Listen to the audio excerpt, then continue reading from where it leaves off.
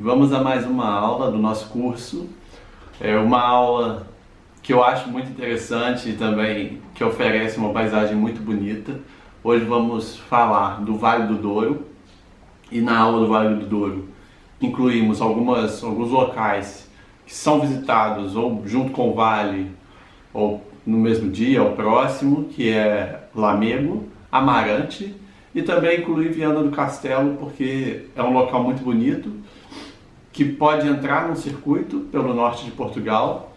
Então não vi motivo para não incluir Viana do Castelo e assim compor uma aula com 4 locais que nós visitamos, que tem história e que podemos nos preparar bem para apresentar para os turistas. Mas sem dúvida, de todos os locais que eu vou falar aqui, falar da região do Vale do Douro talvez seja o ponto mais importante para nós hoje, para que numa viagem ao Vale do Douro nós consigamos dar uma noção para as pessoas de como aquele local se fez.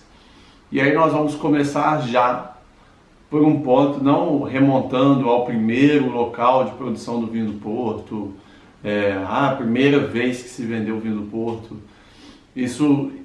Essa determinação ela é difícil e também nesse momento não é a mais importante para nós. Porque numa viagem saindo do Porto em direção ao Vale do Douro, a primeira coisa que nós vemos não são as vinícolas.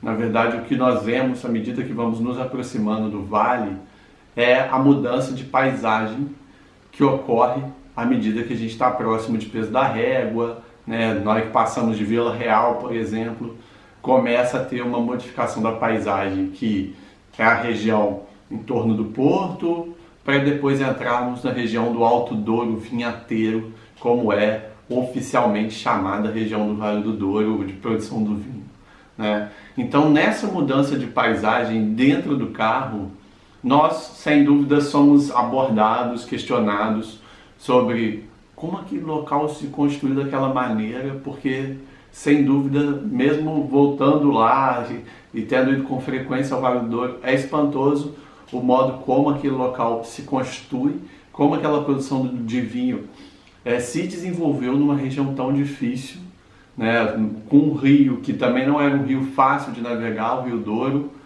Então a gente precisa, por mais que tenhamos recursos para sair dessas situações cotidianas, falar assim, não, na hora que vocês chegarem na vinícola vai ter uma explicação, porque basicamente todas as pessoas que fazem a visita ao Vale do Douro vão fazer uma visita a uma vinícola, uma visita guiada, onde as pessoas vão explicar sobre a produção do vinho. Mas o que acontece muitas vezes, dependendo da visita ou de quem vai apresentar a vinícola, a visita guiada dentro das vinícolas costuma se direcionar muito para a história daquela vinícola, né? Claro, para a história daquela quinta, para o sucesso daquela empresa, né, de vinhos. Então as pessoas saem entendendo muito bem, muitas vezes, sobre como aquela quinta se tornou grande, se tornou importante, e saem entendendo um pouco de como o Vale do Douro se tornou aquilo que ele é hoje, né? Então a gente tem buracos de explicação na parte da visita guiada que a gente pode preencher de uma maneira assim suave, sem ser, vou explicar para vocês o Vale do Douro, mas sim conversando a respeito daquela região, né? Por exemplo, o que a gente vê à medida que a gente vai chegando na região do Vale do Douro é uma paisagem montanhosa, né? Nós estamos ali numa região montanhosa e que é constituída de uma pedra específica. E isso já dá para nós uma forma de explicar a produção do vinho do Porto. Por quê? A região do Vale do Douro, toda ela, e à medida que a gente entra nas quintas, por exemplo, uma quinta, normalmente a visita no Vale do Douro, a mais comum é aquela que faz uma visita na Quinta da Pacheca, uma na Quinta do Seixo. A Quinta da Pacheca, por ser uma vinícola que investiu demais no enoturismo, no turismo dos vinhos, e conseguiu ter uma popularidade enorme entre os turistas e oferece uma boa visita, é fácil de chegar, é bonita. E a Quinta do Seixo, pela localidade, é uma localização muito boa, em que ela fica, que a gente consegue ver o Vale do Douro do alto, e também por ter um bar que tem essa vista, embora não seja uma quinta dos melhores vinhos, por exemplo. Então, assim, essa é a visita básica.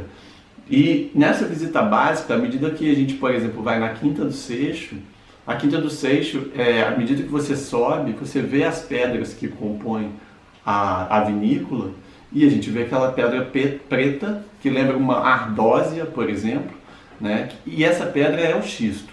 É com ela que se construiu o Vale do Douro. Isso é muito importante, né? À medida que a gente entra no Vale do Douro pela estrada que vai em direção a Peso da Régua, nós podemos já começar a falar isso. Olha, vocês vão ver uma mudança de paisagem, e uma mudança de paisagem onde vocês vão ver montanhas, todas elas muito pedregosas, né? E essa pedra que forma essa montanha, porque não tem terra, muita terra no Vale do Douro. A maior parte da região é de pedra, né? E essa pedra, o xisto, é justamente aquilo que dá a peculiaridade da produção do vinho do Porto.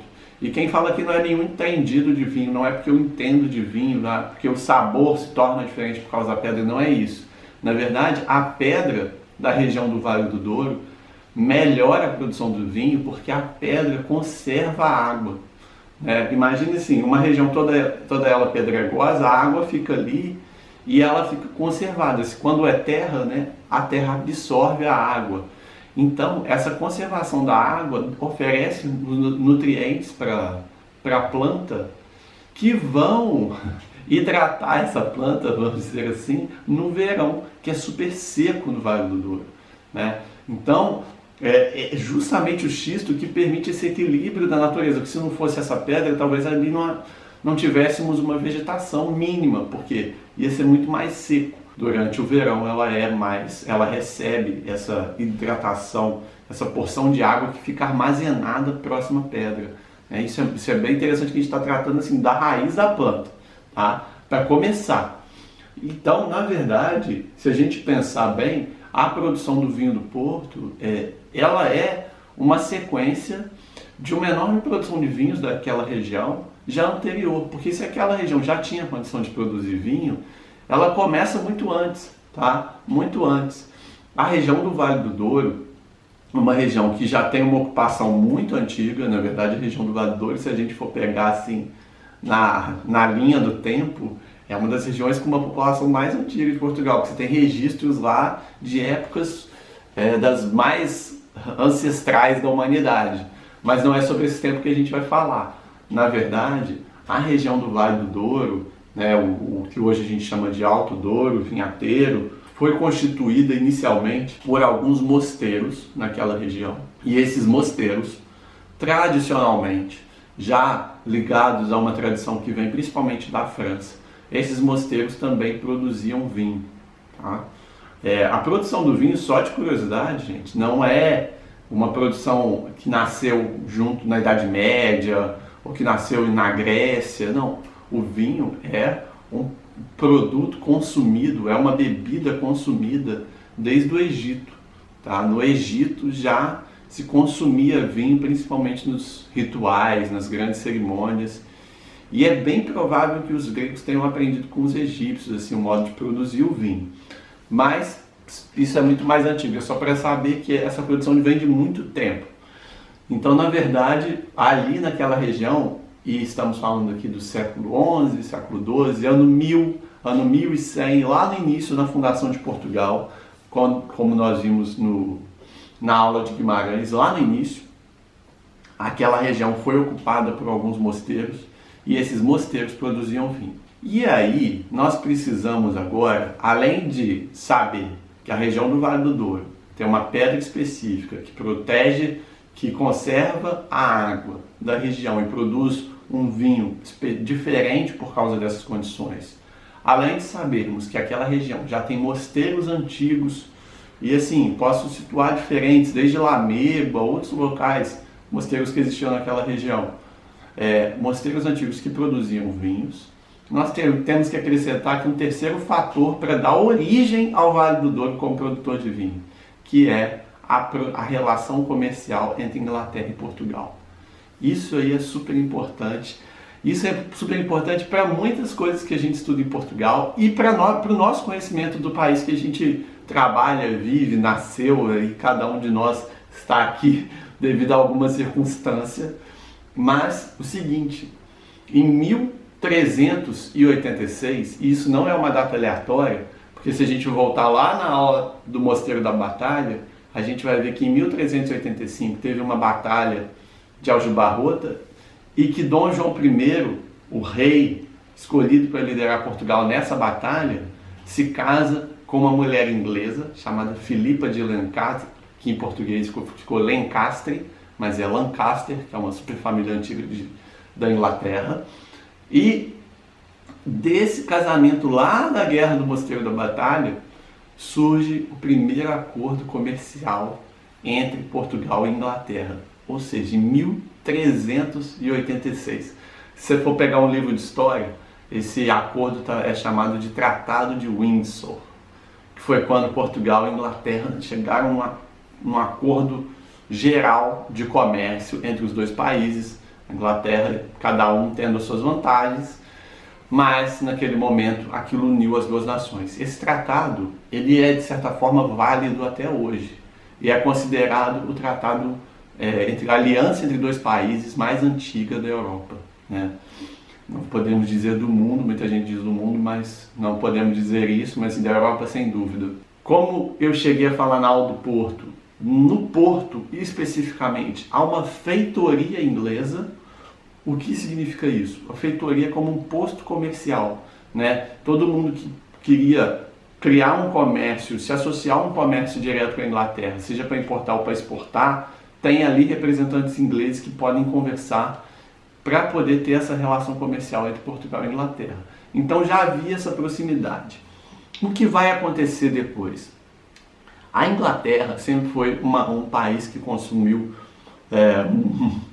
uma série de bebidas vindas de diferentes países, né? E principalmente a Inglaterra consumia bastante os vinhos vindos de Bordeaux, na França.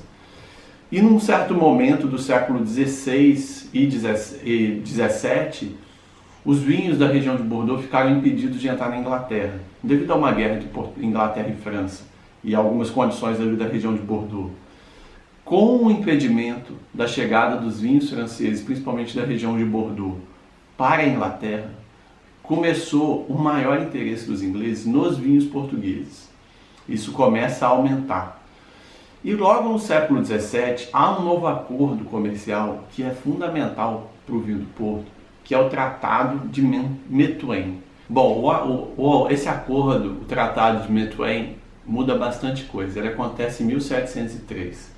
Methuen é o nome do embaixador inglês que consegue esse acordo, e podemos dizer assim que ele foi muito importante, tanto para o vinho do Porto, quanto para algumas consequências para Portugal.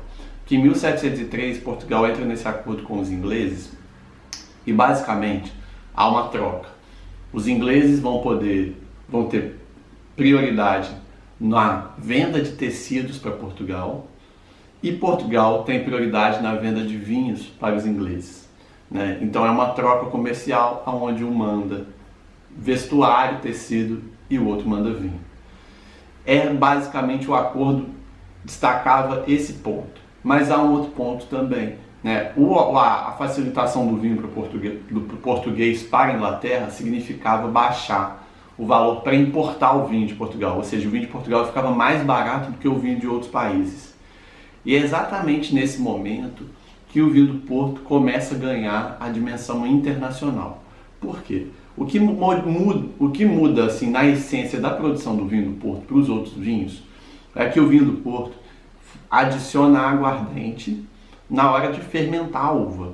Quando você adiciona aguardente, você impede que o açúcar se transforme em álcool. E aí, aquela bebida que teria um sabor com menos açúcar, quando você impede a transformação do açúcar em álcool, ela se torna uma bebida mais adocicada. Há várias teorias do porquê se adicionou aguardente no vinho, né? Na verdade, essa adição de aguardente ela acontece já há muito tempo. Mas o que muda no Vale do Douro, dizem que foi durante uma importação de vinho para a Inglaterra que começou essa adição de açúcar para que o vinho durasse mais tempo. Né, a adição de aguardente, desculpa, para que o vinho durasse mais tempo. Uma das primeiras empresas a fazer isso é uma empresa de vinho do Porto que ainda existe, que é a Croft, por exemplo, que começou já a fazer isso. As primeiras notícias que nós temos de vinho do Porto são anteriores ao acordo de 1703. Elas começaram antes, a produção de vinho começou antes e a busca pelo vinho do Porto pelos ingleses já tinha começado antes. Mas depois de 1703, a venda de vinho aumenta muito.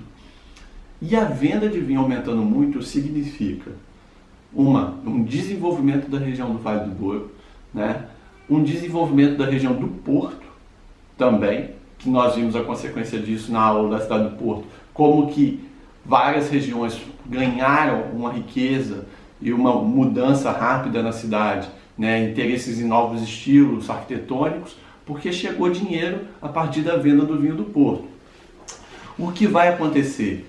Essa venda aumenta tanto e a busca pelo vinho aumenta tanto que Marquês de Pombal, e aí voltamos ao Marquês de Pombal, em 1756 ele decide criar uma companhia, uma real companhia, para poder coordenar a produção do vinho do Porto, administrar e centralizar a produção do vinho do Porto.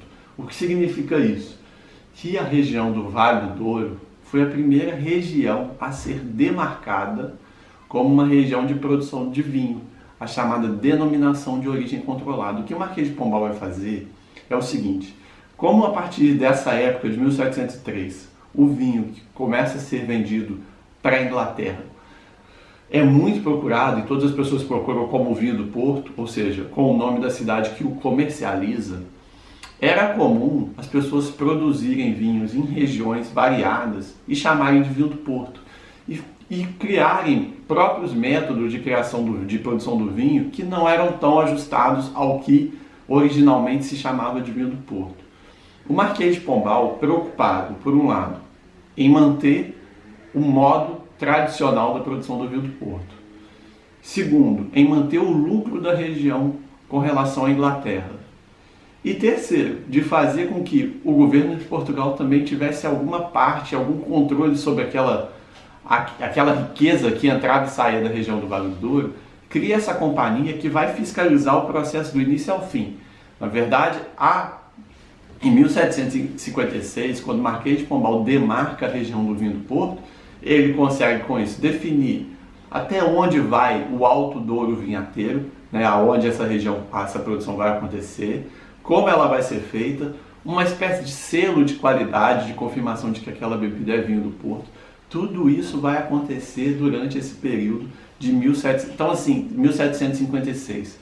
Podemos dar algumas datas para vocês terem na cabeça como momentos importantes da região do Vale do Douro, né? Ao apresentar o Vale do Douro para as pessoas, à medida que a gente chega ali, podemos dizer isso: olha, a partir de 1703, com um acordo comercial com a Inglaterra, que a Inglaterra mandava tecido, vestuário, e Portugal podia importar os seus vinhos de forma mais barata, que a produção do vinho do Porto ganhou um alcance internacional, tá? E porque principalmente os vinhos da França estavam impedidos de entrar na Inglaterra durante um tempo.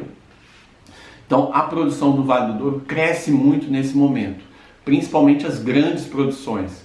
E é nesse momento que a gente vê a formação daquilo que hoje nós vemos como uma espécie de engenharia do Vale do Douro, que são essas vinícolas com os degraus, né, que devemos chamar corretamente de socalcos, que são esses pequenos terraços para poder colocar a produção do vinho e não ter uma erosão na terra, né? Porque do modo como são as montanhas do Vale do Douro, dificilmente você conseguiria produzir se você mantém a estrutura natural da montanha, que é toda de pedra, né, e muito inclinada. Então foi necessário a construção desses socalcos, é assim que se chama, que permitem a produção do vinho.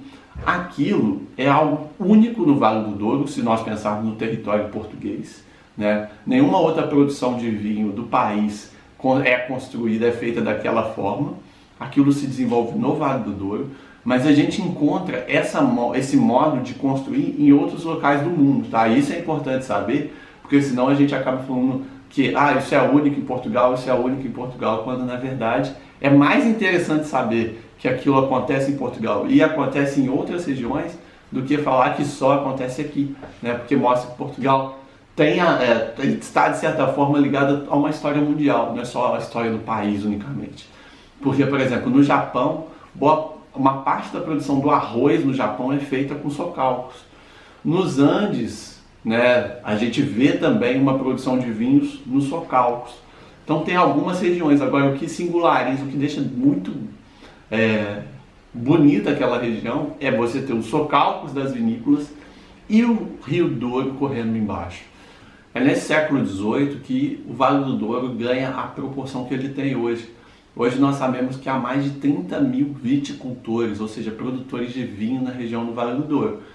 Uma boa parte desses produtores tem pequenas terras, mas isso mostra a dinâmica e a dimensão daquela área, né?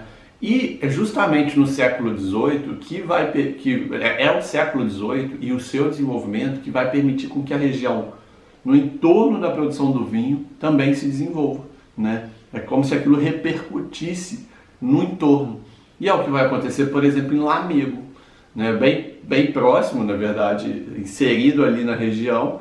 Lamego vai ganhar também uma dimensão econômica que não tinha antes. Vai ter uma circulação de dinheiro que não tinha antes. Por quê? As pessoas vão começar a procurar a região do Vale do Douro porque financeiramente valia a pena.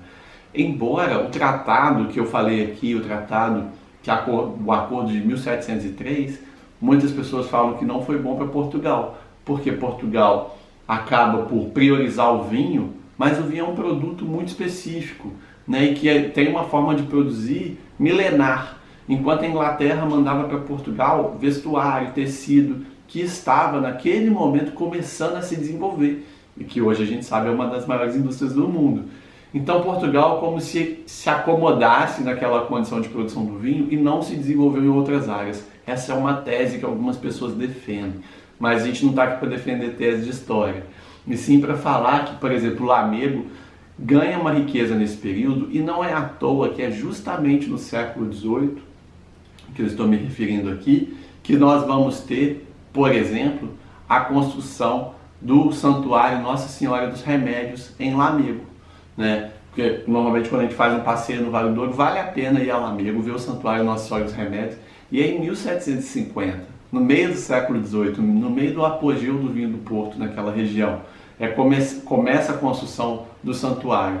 Antes do Santuário Nossa Senhora dos Remédios, ali já era uma pequena capela, né? Até que, com o passar do tempo, a imagem da Nossa Senhora que estava ali foi recebendo, segundo a população, um dom e um milagre curativo, que as pessoas que visitavam aquela capela no alto da montanha eram curadas de algumas doenças, e por isso ficou intitulada ali de Nossa Senhora dos Remédios.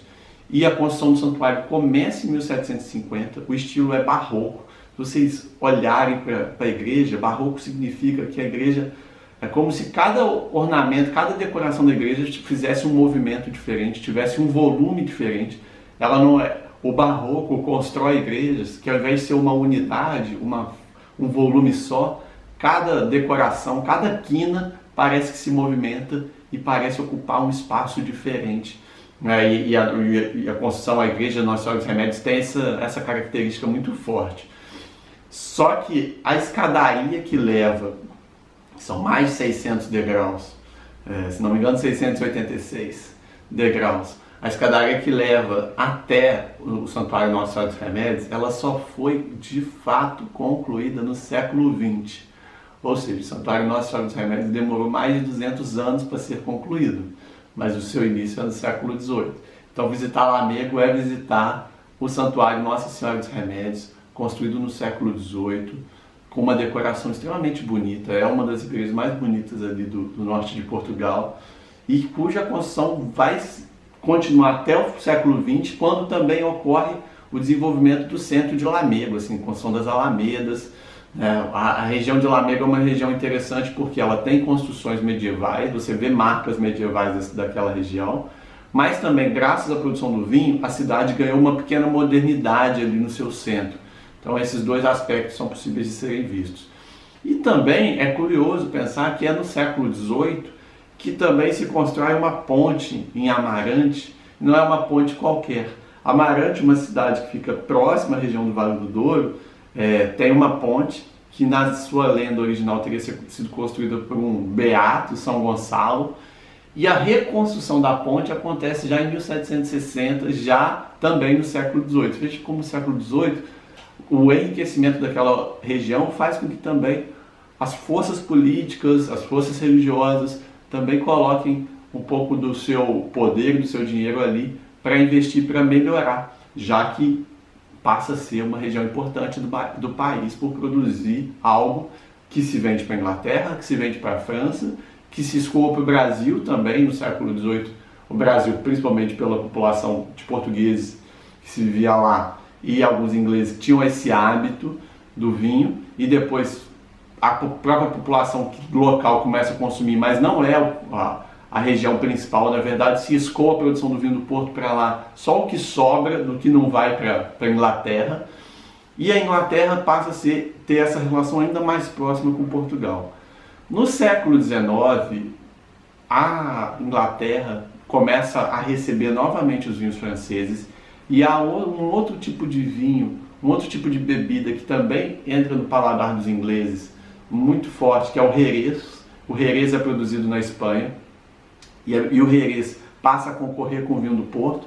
Então o vinho do Porto perde a sua força durante um período, mas hoje recuperou bastante, até mesmo em termos turísticos. Assim, o Vale do Douro passou a ser um local turístico muito mais do que só um local de produção do vinho.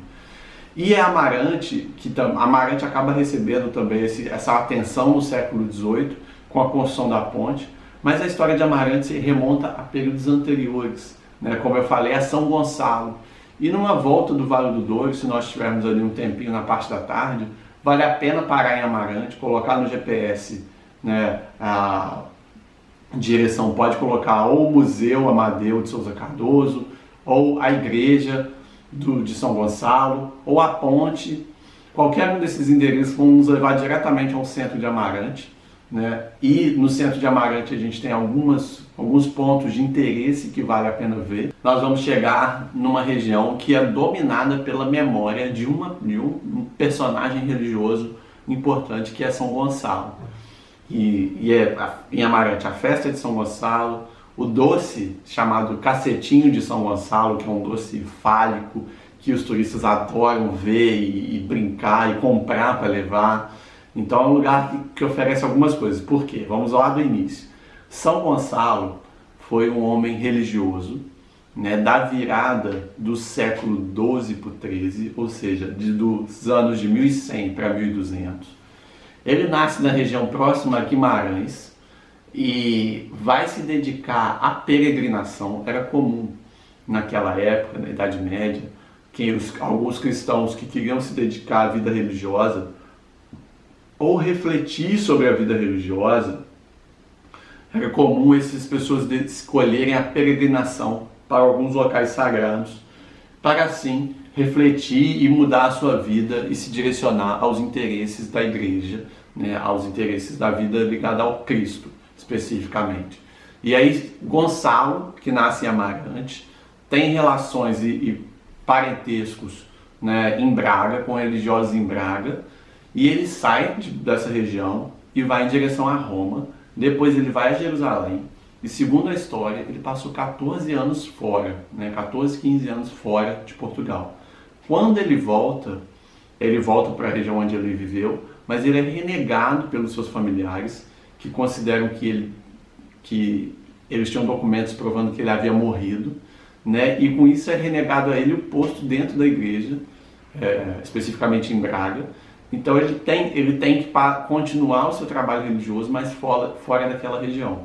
E ele vai para Amarante, vai para a beira do rio Tâmega e vai pregar e vai viver durante um longo tempo ali na região de Amarante. E segundo a lenda, seria ele a pessoa responsável por construir a ponte de Amarante. E durante a construção dessa ponte, apontam que ele teria feito alguns milagres, e passa a ser um culto muito forte a ele em Amarante. Depois da morte de São Gonçalo, em 1540 especificamente, séculos depois da morte de São Gonçalo, Dom João III e a sua esposa, a Rainha Catarina, eles decidem construir um convento em Amarante, junto com a igreja de São Gonçalo. Então vai surgir no século XVI através de Dom João III, a igreja e convento São Gonçalo de Amarante. Então hoje quem vai a Amarante pode colocar assim, destino, igreja, convento São Gonçalo de Amarante, construída no século XVI, durante o reinado de Dom João III e Rainha Catarina. Ela representa o culto a esse beato, né, que frequentava ali as margens do rio Tâmega e que teria ajudado muito a população durante um longo tempo. A ponte que ele construiu caiu no século XVIII e é justamente nesse período que ela é reconstruída, né, como eu falei para vocês, no século XVIII há dinheiro, há recurso e há interesse na região, então a ponte é reconstruída muito rápido e a ponte que hoje a gente vê é desse período. E será exatamente essa ponte que ajudará os portugueses a proteger o país da invasão francesa. Né? Como a gente sabe, em 1808 o exército francês invade Portugal, o rei vai para o Brasil e existe a chamada Defesa da Ponte de Amarante, que foi assim, a população da região, junto com metade de um exército, mas de uma maneira muito caseira, protegeu a passagem em Amarante e retardou a chegada do exército francês às regiões capitais do país. Então, com isso, os portugueses puderam se organizar melhor e essa defesa ficou muito conhecida. Então, em Amarante a gente tem esses três momentos. A presença de São Gonçalo nas margens do rio, né, numa época medieval, pregando. A construção de uma igreja e convento no local onde ele pregava, né, e a ponte que foi construída por ele, caiu e depois é reconstruída no período do Marquês de Pombal e depois é usada numa defesa contra os franceses. E para completar, para encerrar a nossa aula, vale mencionar uma cidade que entra de vez em quando no roteiro, mas é interessante, é peculiar, vamos dizer assim, porque Viana do Castelo, né, aí temos primeiro a origem do próprio nome de Viana do Castelo. Há várias lendas, Viana no Castelo, né, a lenda de que poderia ser do nome Viena. Há muitos motivos para se chamar Viana do Castelo, mas nós não vamos entrar nisso porque senão vamos chegar a conclusão nenhuma, porque são lendas que dão origem a esse nome. Mas o mais interessante é pensar a importância de Viana do Castelo. Confesso que da minha parte é até curioso, porque eu fico pensando como que Viana do Castelo não se desenvolveu mais, tá? Por quê? Isso vale a pena a gente pensar em todo lugar que a gente chegar como motorista, como guia de turistas. Às vezes a gente vai em locais que a gente não conhece ainda, mesmo cidades pequenas, que são locais de passagem, que entram ali numa última hora de tour. E eu acho que há algumas coisas, principalmente no território português e espanhol, que a gente pode reparar que vão nos ajudar a ter a dimensão daquele local, daquela cidade, assim, em poucos minutos, né? Por exemplo, se a gente estiver indo para uma cidade costeira, uma cidade litorânea, só se você olhar o tamanho do forte, ou o tamanho das ruínas daquele forte, se tiver, você consegue já ter uma dimensão da importância daquele local, né? Então, por exemplo, se você vai a Sesimbra, o forte de Sesimbra tem um tamanho. Se você vai a Cascais, a cidadela de Cascais tem outro tamanho. Então você fala, olha, peraí, Cascais é um local importante. Se tem um forte desse tamanho, né? E aí a posição de fortes e castelos, se a gente olhar com os olhos de ontem, a gente começa a entender e falar, ó, peraí, se aquela construção está ali é porque eles precisavam se proteger da terra e não do mar. E dá para, à medida que a gente vai conhecendo um pouquinho a história, meio que ler o ambiente onde nós estamos a partir daquilo que nós estamos vendo. E se a gente chega em Viana do Castelo e vamos para a zona portuária de Viana do Castelo, a gente vai ver uma ruína grande de um castelo, pedaços de torre, que nos mostram que aquela região tem uma obra gigante. O castelo de Viana, aquela proteção, não é uma obra pequena, que ela nasce no século XIII e com o passar do tempo vai ganhando importância. E a região de Viana do Castelo, por essa posição na foz do rio Lima, foi muito importante para o comércio português durante toda a sua história. Tá? E por isso eu me pergunto como aquela região não se desenvolveu ainda mais, porque teve comércio, pelo menos me parece, ou teve movimento e fluxo de pessoas para que ali tivesse uma dinâmica ainda maior do que aquela que aconteceu. Por quê?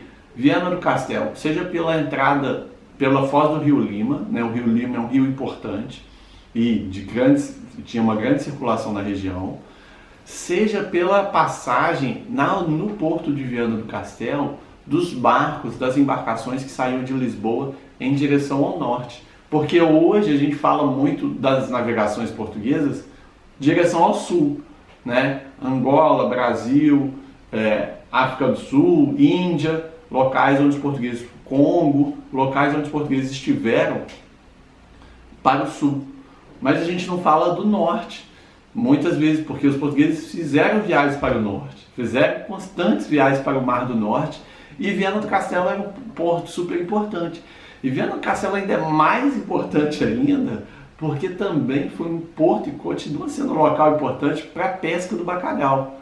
Boa parte das embarcações que saíam para a pesca de bacalhau no Mar do Norte saíam de Viana do Castelo, né? Então a zona portuária de Viana do Castelo foi sempre um porto intermediário ligando os grandes centros, os grandes comércios, mas também um ponto de saída de embarcações importantes e local de formação de bons marinheiros para Portugal. Por isso eu digo que é uma região que teve uma movimentação maior do que parece, né? Mas se nós visitarmos a cidade de Viana do Castelo, seja a Praça da República, que tem a sua construção ali, a sua constituição arquitetônica do século XVI, o que nós vemos na Praça da República de Viana do Castelo é uma construção do século XVI, assim como a Igreja Matriz de Viana também é do século...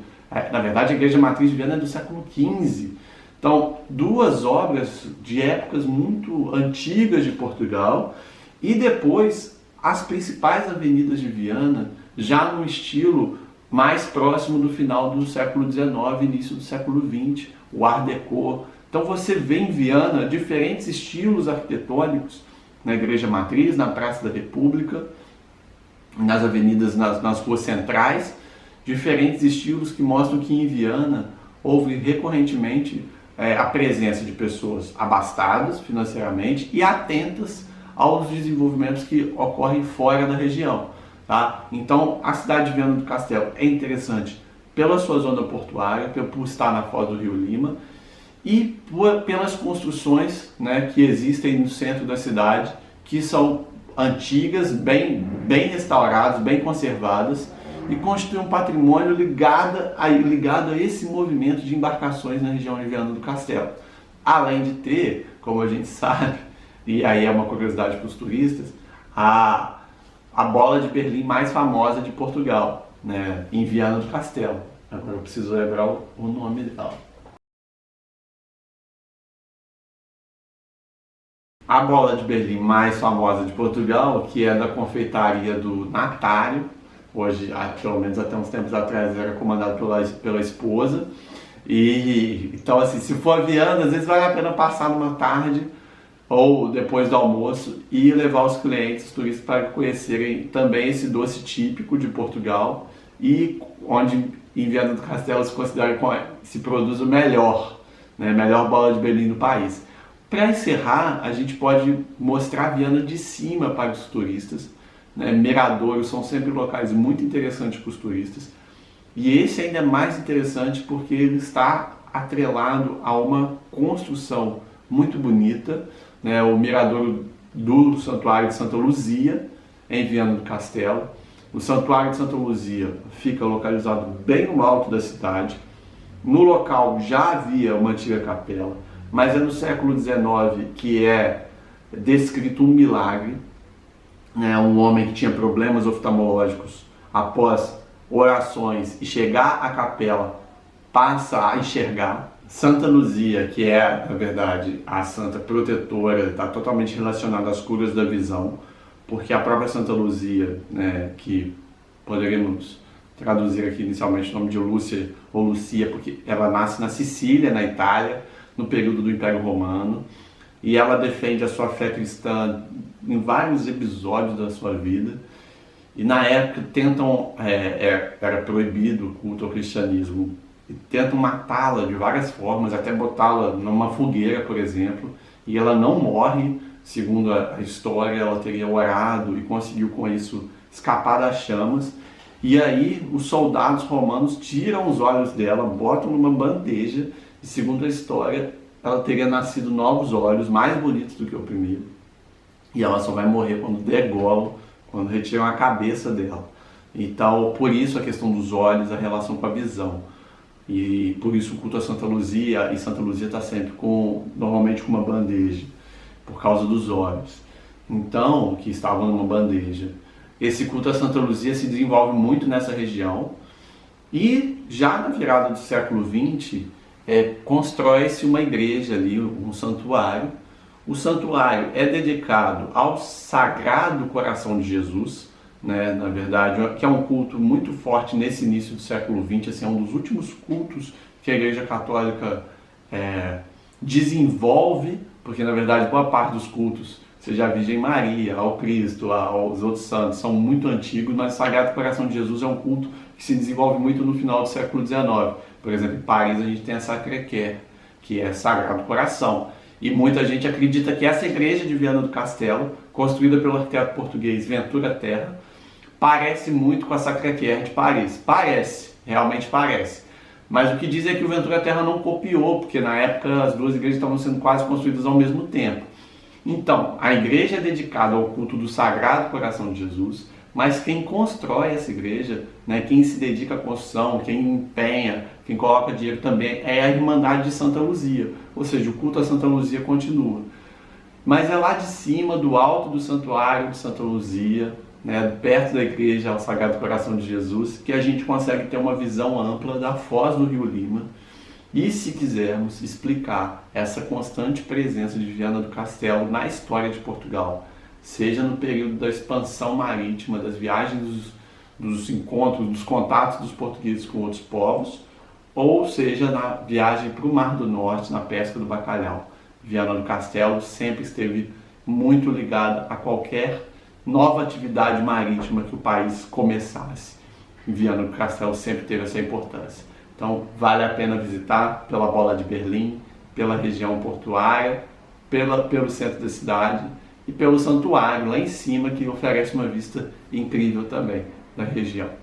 Com isso, terminamos mais uma aula do nosso curso. Espero que tenha ajudado e espero que permita com que vocês façam passeios mais tranquilos com relação à exploração histórica e também entendendo melhor algumas das regiões que nós visitamos. Muito obrigado pela paciência e atenção.